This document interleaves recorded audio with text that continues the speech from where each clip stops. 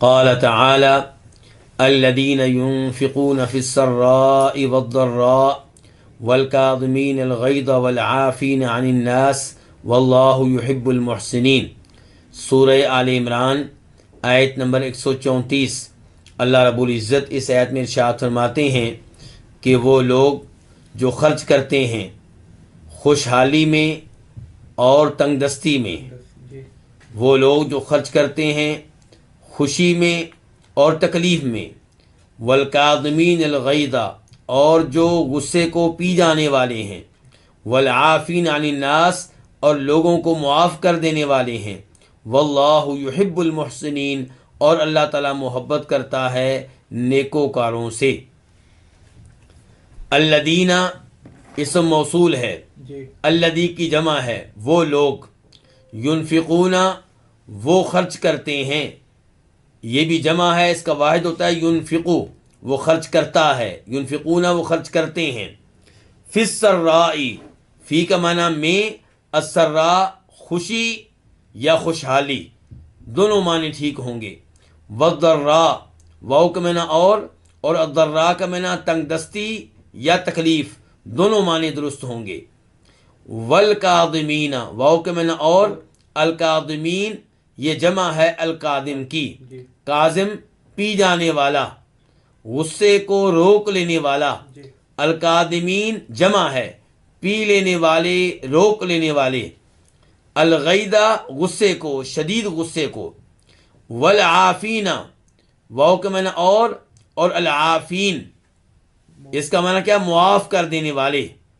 واحد کیا ہوگا، العافی معاف کر دینے والا، العافین معاف کر دینے والے، عن الناسی لوگوں کو، واللہ اور اللہ تعالیٰ، یحب محبت کرتا ہے، المحسنین نیکی کرنے والوں سے، المحسنین جمع ہے، اس کا واحد ہے المحسن نیکی کرنے والا۔ اب ہم آتے ہیں اس آیت کی تفسیر کی طرف۔ سب سے پہلے یہ بات جاننا نہایت ضروری ہے کہ اس آیت کا بہت گہرا تعلق ہے پچھلی آیت کے آخری الفاظ سے۔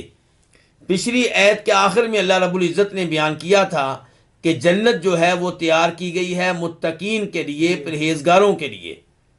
اب سوال یہ پیدا ہوا کہ متقین کون ہیں، متقی لوگوں کے اوصاف کیا ہیں، پرہیزگاروں کی عمدہ خصال کیا ہیں؟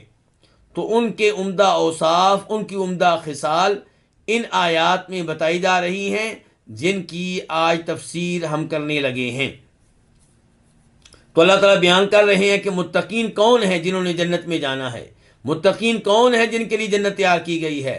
الذین وہ، الذین ینفقون ان کا پہلا وصف یہ ہے کہ یہ وہ ہے جو اللہ کی راہ میں خرچ کرتے ہیں، خرچ کرتے ہیں خوشحالی کے ایام میں بھی اور تنگ دستی کے ایام میں بھی۔ اور دوسرا وصف یہ بیان کیا گیا کہ غصے کو پی لینے والے ہیں۔ تیسرا وصف یہ بیان کیا گیا کہ لوگوں کو معاف کر دینے والے ہیں۔ تو پہلا وصف کیا ہے کہ یہ خرچ کرتے ہیں، کیا خرچ کرتے ہیں یہ نہیں بتایا گیا۔ اس کا مطلب یہ ہے کہ خرچ کرتے ہیں جو وہ خرچ کر سکتے ہوں، وہ مال خرچ کرتے ہیں، وہ اللہ کی راہ میں مختلف چیزیں دے دیتے ہیں، کبھی اللہ کی راہ میں وہ کپڑے دے رہے ہیں، کبھی اللہ کی راہ میں وہ پیسہ دے رہے ہیں، کبھی اللہ کی راہ میں وہ گاڑی دے رہے ہیں، کبھی اللہ کی راہ میں اونٹ دے رہے ہیں، کبھی اللہ کی راہ میں گھوڑا دے رہے ہیں، اور کبھی اللہ کی راہ میں اپنی کوئی چیز استعمال کے لیے دے دیتے ہیں۔ مثال کے طور پہ کبھی اپنے گھر کا ایک کمرہ وقف کر دیا نماز پڑھنے کے لیے، گھر کا ایک کمرہ وقف کر دیا اس لیے تاکہ وہاں پہ آ کر لوگ قرآن کریم کی تعلیم لیں، وہاں پہ درس قرآن ہو سکے، وہاں پہ درس حدیث ہو سکے۔ تو وہ اللہ کی راہ میں خرچ کرتے ہیں، کیا مال بھی، اور مختلف فوائد بھی دیتے ہیں، اور اس کے ساتھ ساتھ ان کا جو مقام و مرتبہ ہوتا ہے، ان کا جو عہدہ ہوتا ہے، معاشرے میں جو ان کا مقام ہوتا ہے، اسے بھی اللہ کی راہ میں خرچ کرتے ہیں۔ الذین ینفقون فی السراء والضراء، تو وہ خرچ کرتے ہیں خوشحالی کے ایام میں بھی اور تنگ دستی کے ایام میں بھی، خوشی کے ایام میں بھی اور تکلیف کے ایام میں بھی۔ یہاں پہ سوال پیدا ہوگا کہ خوشحالی کے ایام میں، مالداری کے ایام میں خرچ کرنا یہ تو سمجھ میں آتا ہے، لیکن جب وہ خود تنگ دست ہیں، جب خود ان کے حالات اچھے نہیں ہیں، تب وہ کیسے خرچ کریں گے؟ تو اس کا جواب یہ ہے کہ ضروری نہیں کہ وہ تنگ دستی کے ایام میں غیروں پہ خرچ کریں۔ تنگ دستی کے ایام میں اپنی بیگم پہ خرچ کرنا، اپنے بچوں پہ خرچ کرنا، اس پہ بھی اجر و ثواب ملتا ہے۔ جیسا کہ نبی کریم صلی اللہ علیہ وسلم نے کہا تھا جناب سعد بن ابی وقاص رضی اللہ تعالیٰ عنہ سے، اور اس حدیث کو امام بخاری اپنی صحیح میں لے کر آئے ہیں۔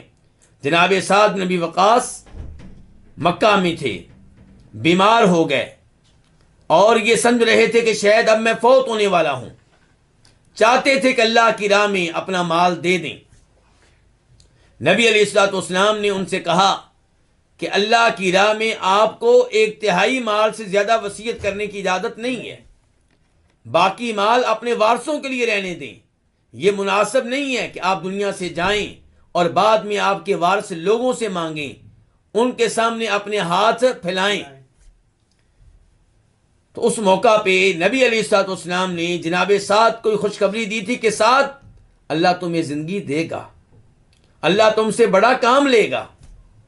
اور وہاں پہ آپ نے جناب سعد سے یہ بھی کہا تھا کہ سعد، جو مال تم اپنے پاس رہنے دو گے، بچوں کے پاس رہنے دو گے، بچے خرچ کریں گے، اس کے اوپر بھی تمہیں اجر و ثواب ملے گا۔ تو وہاں پہ آپ کے الفاظ یہ تھے، اِنَّكَ لَن تُنفِقَ نَفَقَةً تَبْتَغِي بِهَا وَجْهَ اللَّهِ إِلَّا أُجِرْتَ عَلَيْهَا حَتَّى مَا تَجْعَلُ فِي فَمِ امْرَأَتِكَ، کے ساتھ تم جو بھی خرچ کرو گے، اور خرچ کرنے کا مقصد اللہ کی رضا ہو، اللہ کے حکم پہ عمل کرنا ہو، اللہ کی محبت کو حاصل کرنا ہو، تمہیں اس خرچ کیے ہوئے ایک ایک مال پہ، ایک ایک پیسے پہ تمہیں اجر و ثواب ملے گا، حتیٰ کہ وہ لقمہ جو تم اپنی وائف کے منہ میں ڈالو گے، اپنی بیگم کے منہ میں ڈالو گے، اس پہ بھی تمہیں اجر و ثواب ملے گا۔ تو اس لیے متقی لوگ کون ہیں، پرہیزگار لوگ کون ہیں؟ جو خرچ کرتے ہیں، خوشحالی کے ایام میں بھی، تنگ دستی کے ایام میں بھی۔ تنگ دستی کے ایام میں اگر غیروں کے اوپر خرچ نہ کر سکیں، کم از کم اپنی وائف کے اوپر، اپنی بیگم کے اوپر، اپنے بچوں کے اوپر تو خرچ کرتے ہیں۔ اس کے بعد اللہ رب العزت نے کہا ہے کہ ایسے لوگوں کا دوسرا وصف، کن لوگوں کا؟ جو متقی ہیں، جنہوں نے جنت میں جانا ہے، وہ یہ ہے کہ وہ غصے کو پی جاتے ہیں، غصے کے وقت اپنے آپ پہ کنٹرول رکھتے ہیں، غصے کے موقع پہ آپے سے باہر نہیں ہوتے۔ آپ نے دیکھا ہوگا کہ کئی لوگ غصے کے عالم میں آپے سے باہر ہو جاتے ہیں، کنٹرول سے باہر ہو جاتے ہیں۔ ان میں سے کوئی اپنے جسم کو نقصان پہنچا رہا ہوتا ہے، اپنے آپ کو تھپڑ مار رہا ہوتا ہے، اپنے بالوں کو نوچ رہا ہوتا ہے، کوئی اپنے کپڑے پھاڑ رہا ہوتا ہے، کوئی بیگم بچوں پہ ظلم کر رہا ہوتا ہے، اور کوئی اپنی چیزیں توڑ رہا ہوتا ہے، کوئی موبائل توڑ دیتا ہے غصے کی وجہ سے، اور کئی لوگ خودکشی کر لیتے ہیں۔ تو کہنے کا مطلب یہ ہے کہ غصے میں انسان کنٹرول سے باہر ہو جائے، یہ بری عادت ہے، جبکہ متقی لوگ جو ہیں وہ غصے کے موقع پہ اپنے اوپر کنٹرول رکھتے ہیں، غصے کے موقع پہ کوئی ایسی حرکت نہیں کرتے جو خلاف شریعت ہو، غصے کے موقع پہ کوئی ایسا کام نہیں کرتے جس کی وجہ سے رب کو ناراض کر بیٹھیں، غصے کی وجہ سے کسی کے اوپر ظلم و زیادتی نہیں کرتے۔ اور تیسرا وصف کیا ہے؟ والعافین عن الناس، کہ وہ لوگوں کو معاف کر دینے والے ہوتی ہیں۔ اگر ان پہ کوئی ظلم کر بیٹھے تو بدلہ لینے کی طاقت رکھنے کے باوجود، انتقام لینے کی قدرت رکھنے کے باوجود ان کو معاف کر دیتے ہیں۔ العفو کس کو کہتے ہیں؟ کہ آپ درگزر کریں، کسی نے آپ کے ساتھ زیادتی کی ہے، کسی نے آپ پہ ظلم کیا ہے، لیکن آپ درگزر کریں، اسے نظر انداز کر دیں۔ اور غصہ پی لینا، اس کی بھی فضیلت آئی ہے احادیث میں، اور لوگوں کو معاف کر دینا اس کی فضیلت بھی آئی ہے احادیث میں۔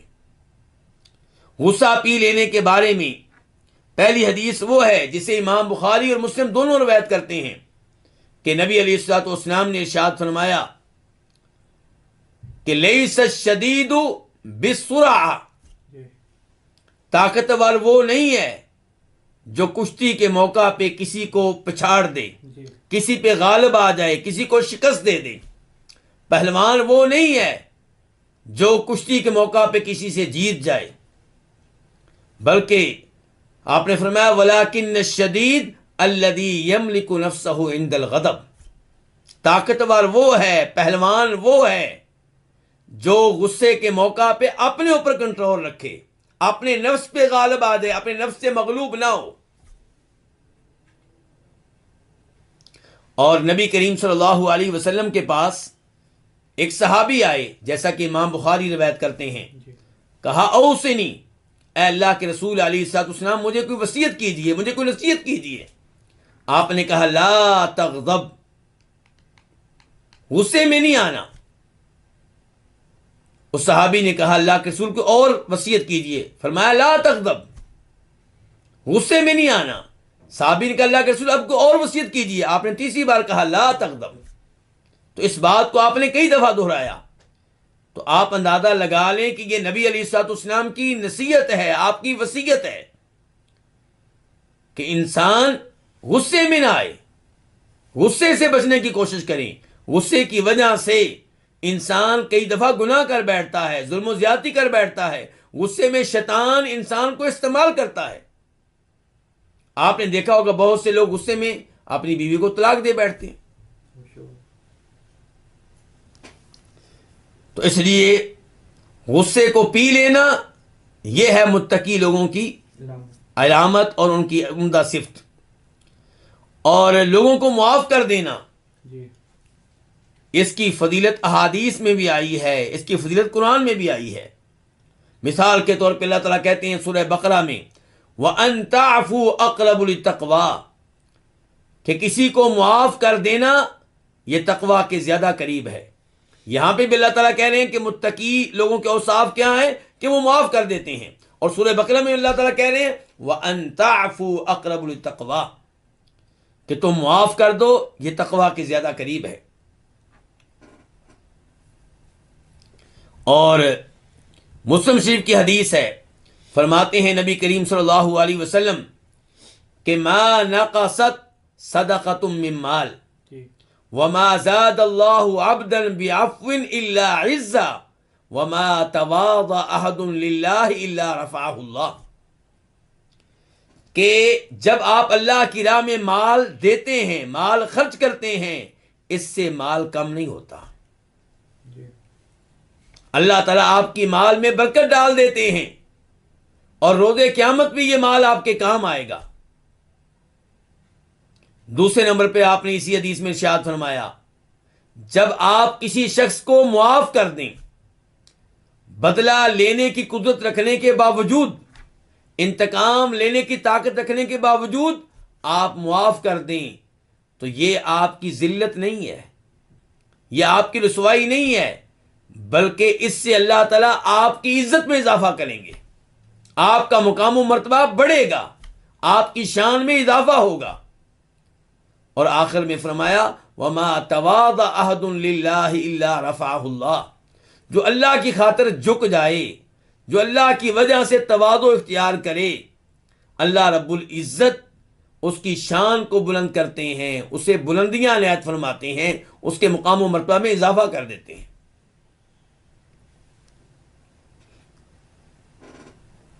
لیکن معاف کر دینا، اس کے اوپر اجر و ثواب تب ملے گا جب آپ اس کو معاف کریں جسے معاف کرنا بہتر ہو۔ کئی دفعہ آپ کے ساتھ زیادتی کرنے والا عادی مجرم ہوتا ہے، اگر آپ اس کو معاف کریں گے تو پھر وہ اوروں کو بھی تنگ کرے گا، اوروں کو بھی پریشان کرے گا، اوروں کو تکلیف دے گا، اس کی وجہ سے فساد بپا ہوگا۔ تو ایسے شخص کو معاف نہ کرنا یہ بہتر ہوگا. لیکن جس سے کبھی غلطی ہو گئی، اس کی عادت نہیں ہے گناہ کرنا، اس کی عادت نہیں ہے ظلم و زیادتی کرنا، کبھی اس سے کوئی غلطی ہو گئی تو اس کو معاف کر دینا بہتر ہوگا. جب آپ سمجھتے ہیں کہ اس کو معاف کر دینے سے اصلاح ہوگی، فائدہ ہوگا اور بڑے اچھے نتائج مرتب ہوں گے. اس تفصیل کی دلیل کیا ہے؟ اللہ رب العزت سورہ شورى میں ارشاد فرماتے ہیں فمن عفا واصلح فاجرہ علی اللہ، جو معاف کرے اور معاف کر کے اصلاح کر رہا ہو، معافی کی وجہ سے اچھے نتائج کی امید رکھتا ہو، تو اسے اللہ تعالیٰ کی طرف سے اجر و ثواب ملے گا. تو اللہ تعالیٰ فرماتے ہیں یہاں پہ کہ وہ لوگ جو خوشحالی میں اور تنگ دستی میں خرچ کرتے ہیں اور غصے کو پی لینے والے ہیں اور لوگوں کو معاف کر دینے والے ہیں، یہ کون ہے؟ یہ متقین ہیں. یہ وہ متقی لوگ ہیں جنہوں نے جنت میں جانا ہے. یہ وہ متقی لوگ ہیں جن کے لیے جنت تیار کی گئی ہے. آخر میں اللہ تعالیٰ کہتے ہیں واللہ یحب المحسنین، اور اللہ تعالیٰ محبت کرتے ہیں کن سے؟ احسان کرنے والوں سے، نیکی کرنے والوں سے. اس آیت میں پہلے نمبر پہ ہمیں یہ پتا چلا کہ اللہ کی عظیم صفات میں سے ایک صفت یہ ہے کہ اللہ تعالیٰ کئی لوگوں سے محبت کرتا ہے، اور ہم اللہ کے فضل و کرم سے مانتے ہیں کہ اللہ محبت کرتا ہے. اللہ نے کہہ دیا میں کئی لوگوں سے محبت کرتا ہوں، ہم نے مان لیا. اللہ کے رسول علیہ السلام نے بتا دیا کہ اللہ تعالیٰ کئی لوگوں سے محبت کرتے ہیں، ہم مانتے ہیں. ہم نہ اللہ رب العزت کی بات کی تردید کرتے ہیں، نہ نبی علیہ السلام کی احادیث کا انکار کرتے ہیں. افسوس ہے کئی لوگ اللہ کی ان صفات کو حقیقی معنوں میں نہیں مانتے. وہ کہتے ہیں کہ ہم تعویل کریں گے، اللہ محبت کرتا ہے، ہم کہیں گے اس کا مطلب یہ ہے کہ اللہ تعالیٰ ان لوگوں کو جن سے محبت کرتا ہے اجر و ثواب سے نوازتا ہے، ان کے ساتھ اللہ تعالیٰ احسان کرتا ہے. ہم یہ عقیدہ رکھتے ہیں کہ اللہ تعالیٰ محبت کرتا ہے، اور پھر جن سے اللہ محبت کرتا ہے یقیناً اللہ تعالیٰ ان پہ احسان کرتا ہے، اللہ انہیں اجر و ثواب دیتا ہے، اللہ انہیں نوازتا ہے، اللہ انہیں عزت دیتا ہے، اللہ ان پہ نعمتوں کی بارش کر دیتا ہے. لیکن یہ مانیے کہ اللہ حقیقی معنوں میں محبت کرتا ہے، اور جن سے اللہ محبت کرتا ہے پھر ان کو سب کچھ مل جاتا ہے.